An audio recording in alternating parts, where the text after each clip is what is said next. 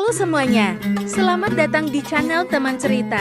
Pada video kali ini, kita akan menjelajahi jejak Islam di Portugal dan bagaimana sejarah masuknya Islam ke negara ini. Jadi, pastikan kalian menonton sampai akhir ya.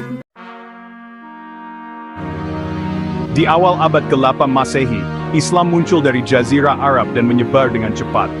Pasukan Muslim menyeberangi Selat Gibraltar pada tahun 711 Masehi, menandai awal kehadiran Islam di semenanjung Iberia.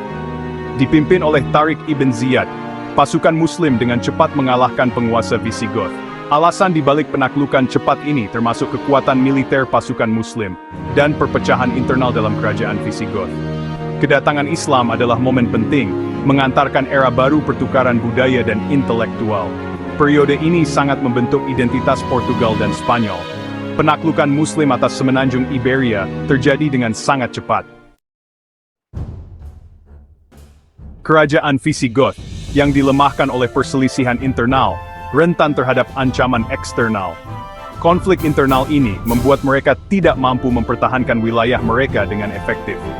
Pasukan Muslim, yang dipimpin oleh Tariq ibn Ziyad, memanfaatkan kelemahan ini dengan cerdik dan penuh perhitungan, dan dengan cepat menguasai kota-kota penting yang menjadi pusat kekuatan Visigoth. Pertempuran Guadalete pada tahun 711 Masehi menjadi penentu, di mana pasukan Muslim menunjukkan keunggulan taktik mereka. Dengan Raja Visigoth, Roderick, dikalahkan dan dibunuh, mengakhiri perlawanan utama Visigoth. Kemenangan ini membuka jalan bagi penaklukan Muslim atas sebagian besar semenanjung Iberia dalam beberapa tahun, mengubah peta politik dan sosial wilayah tersebut. Kecepatan dan ketegasan penaklukan ini menunjukkan keterampilan militer pasukan Muslim, serta kemampuan mereka dalam beradaptasi dengan situasi. Penaklukan ini menandai berakhirnya pemerintahan Visigoth yang telah berlangsung selama berabad-abad, dan dimulainya pemerintahan Islam di wilayah tersebut, yang membawa perubahan besar dalam berbagai aspek kehidupan. Ini memiliki dampak besar pada budaya, agama, dan masyarakat semenanjung Iberia, menciptakan warisan yang bertahan hingga hari ini. Organisasi dan strategi pasukan Muslim adalah kunci keberhasilan mereka. Abevritin Barktut Musting Tasing Benliasen, Ding Depat, The Temkazrai. Setelah penaklukan, penguasa Muslim membangun tatanan sosial yang baru dan kompleks, dan politik baru di semenanjung Iberia, yang mengubah struktur masyarakat secara mendalam. Orang-orang yang ditaklukkan dapat menjalankan agama mereka, termasuk Kristen dan Yahudi, tetapi mereka harus membayar pajak khusus yang disebut jizyah. Sebagai imbalannya, non-Muslim dilindungi oleh negara Islam, yang menjamin keamanan dan hak-hak mereka. Penguasa Islam menetapkan pemerintahan berdasarkan hukum syariah, dan menunjuk gubernur untuk mengawasi provinsi. Para gubernur ini menjaga hukum dan ketertiban, mengumpulkan pajak, dan menjalankan keadilan dengan tegas. Penyebaran Islam didorong melalui berbagai cara, dan banyak penduduk yang masuk Islam seiring waktu, memperkaya budaya lokal. Pembentukan pemerintahan Islam membawa perubahan yang signifikan, memperkenalkan adat istiadat dan tradisi baru yang mempengaruhi semua aspek kehidupan. Masyarakat yang dinamis dan beragam muncul, dibentuk oleh interaksi berbagai budaya dan agama, menciptakan lingkungan yang kaya dan beragam. Kekhalifahan Umayyah dengan ibu kotanya di Damaskus adalah kekuatan dominan di dunia Islam selama abad ke-8 Masehi. Semenanjung Iberia menjadi provinsi dari Kekhalifahan Umayyah yang luas. Periode Umayyah di Al-Andalus ditandai oleh stabilitas politik dan makmuran ekonomi. Kota-kota seperti Cordoba, Toledo, dan Seville tumbuh menjadi pusat perdagangan dan budaya utama. Para penguasa Umayyah melindungi seni dan sains, menjadikan Al-Andalus sebagai pusat kegiatan intelektual. Namun perselisihan internal melemahkan kekhalifahan, yang menyebabkan kejatuhannya oleh Abbasiyah pada tahun 790 Masehi.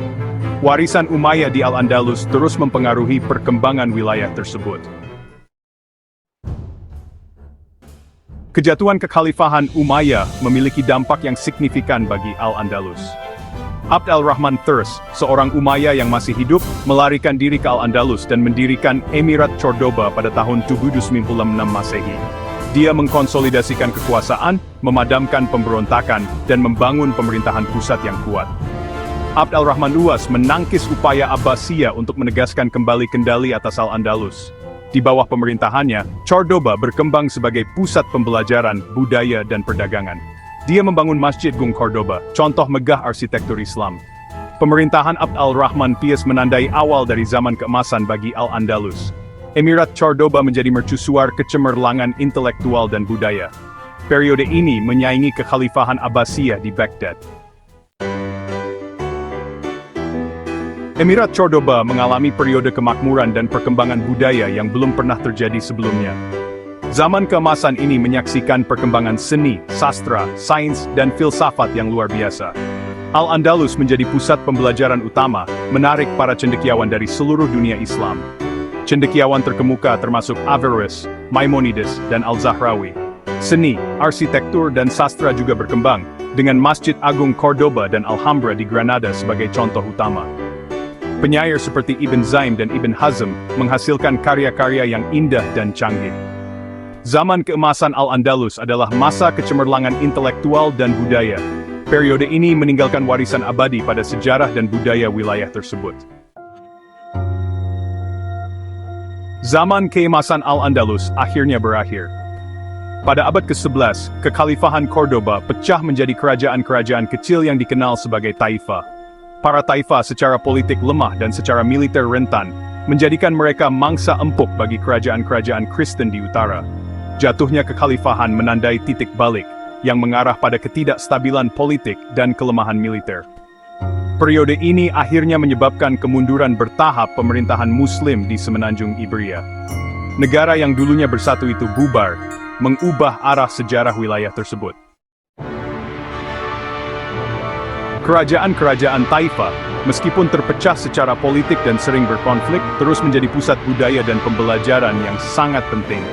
Para penguasa Taifa adalah pelindung seni dan sains yang berdedikasi, menarik penyair, musisi, cendekiawan, dan seniman dari berbagai wilayah. Para Taifa memberikan kontribusi yang signifikan terhadap sastra, musik, dan arsitektur yang megah. Raja penyair Al-Mutamid Ibn Abbad dari Seville dikenal karena puisinya yang indah dan dukungannya yang besar terhadap seni. Terlepas dari prestasi budaya mereka, perpecahan politik dan kelemahan militer Taifa menyebabkan kejatuhan mereka yang tragis. Kerajaan-kerajaan Kristen di utara memanfaatkan kerentanan Taifa dan melancarkan kampanye besar untuk menaklukkan Al-Andalus. Ketika kerajaan-kerajaan Kristen semakin kuat, para penguasa Taifa mencari bantuan dari dinasti-dinasti Muslim di seberang Selat Gibraltar. Mereka berharap dukungan ini akan membantu mereka mempertahankan wilayah mereka dari serangan Kristen. Almoravid, sebuah gerakan Islam fundamentalis dari Afrika Utara, menaklukkan sebagian besar Al-Andalus pada akhir abad ke-11 Masehi. Mereka datang dengan kekuatan militer yang besar dan strategi yang cerdik. Mereka memaksakan interpretasi Islam yang ketat, tetapi berhasil menyatukan wilayah Muslim dan melawan rekonquista Kristen untuk sementara waktu. Kebijakan mereka yang keras seringkali menimbulkan ketegangan, tetapi juga membawa stabilitas. Almoravid akhirnya dikalahkan oleh Almohad, dinasti Berber lainnya dari Afrika Utara, pada pertengahan abad ke-12 Masehi. Almohad membawa perubahan besar dalam pemerintahan dan kebijakan. Almohad menyatukan Al-Andalus dan mencapai kemenangan yang signifikan di pertempuran Alarcos pada tahun 995 Masehi. Kemenangan ini memperkuat posisi mereka di semenanjung Iberia. Namun, pemerintahan mereka berumur pendek, dan mereka dikalahkan secara telak di pertempuran Las Navas de Tolosa pada tahun 1212 Masehi. Kekalahan ini sangat mempengaruhi kekuatan mereka. Kekalahan ini menandai titik balik dalam reconquista, dan menyegel nasib pemerintahan Islam di sebagian besar semenanjung Iberia. Setelah itu, kekuatan Muslim di wilayah tersebut terus melemah. Almoravid dan Almohad memainkan peran penting dalam sejarah Al-Andalus. Mereka meninggalkan warisan yang mendalam dalam budaya, arsitektur, dan sejarah wilayah tersebut. Reconquista mencapai puncaknya pada tahun 1492 dengan jatuhnya Granada, benteng Muslim terakhir di Spanyol. Portugal telah mendorong mundur pemerintahan Muslim ke perbatasan selatannya pada abad ke-12. Warisan pemerintahan Islam di Portugal sangat besar dan bertahan lama, memengaruhi budaya, arsitektur, bahasa, dan masakan negara tersebut. Arsitektur Portugis, khususnya di selatan, memiliki jejak estetika Islam. Banyak kata dalam bahasa Portugis yang berasal dari bahasa Arab, dan masakan Portugis menampilkan pengaruh Moor. Periode Islam dalam sejarah Portugal adalah bukti dari interaksi yang kaya antara budaya dan agama. Ini adalah pengingat akan warisan Al-Andalus yang abadi. Periode Islam dalam sejarah Portugal, yang berlangsung selama lebih dari 5 abad, adalah masa transformasi yang signifikan dan pertukaran budaya. Dari berdirinya Kekhalifahan Umayyah hingga kebangkitan dan kejatuhan dinasti Almoravid dan Almohad, periode ini ditandai oleh kecemerlangan intelektual dan budaya serta ketidakstabilan politik. Meskipun pemerintahan Islam mengalami kemunduran, warisan periode ini masih terlihat hingga saat ini. Keajaiban arsitektur dan pengaruh Arab dalam bahasa Portugis terus memperkaya permadani budaya negara tersebut. Periode Islam dalam sejarah Portugal mengingatkan kita akan keterhubungan peradaban dan kekuatan pertukaran budaya. Itu terus memesona sejarawan dan cendekiawan yang mempelajari sejarah Al-Andalus yang kaya. Terima kasih telah menonton video ini tentang jejak Islam di Portugal. Jika kalian menyukai konten ini, jangan lupa untuk like, share, dan subscribe untuk video-video menarik lainnya. Sampai jumpa di video berikutnya.